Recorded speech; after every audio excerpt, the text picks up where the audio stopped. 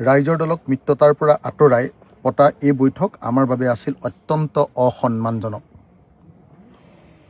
আমি লক্ষ্য কৰিছোঁ যে প্ৰদেশ কংগ্ৰেছৰ সভাপতি গৌৰৱ গগৈ ডাঙৰীয়াৰ মুখৰ ভাষা আৰু শাৰীৰিক ভাষা কোনোটোৱে মিত্ৰতাৰ সপক্ষে নহয় আৰু তেওঁৰ আচৰণ মিত্ৰ দলবোৰৰ কাৰোৰে বাবে মুঠেও সন্মানজনক নহয়। 6 মাৰ্চ তাৰিখে গুৱাহাটীৰ বেলতলাস্থিত গ্ৰীণউড ৰিজৰ্টত অনুষ্ঠিত সংবাদমেলত গৌৰৱ গগৈৰ বক্তব্য আৰু 6 জুলাই 2025 অসম নাগৰিক সমাজৰ বিৰোধী দলবোৰৰ মিত্ৰতা সম্পৰ্কীয় অসম সন্মিলিত নাগৰিক অভিৱৰ্তনৰ বক্তব্য সকলোতেই গৌৰৱ গগৈৰ অহংকাৰ স্পষ্ট আছিল।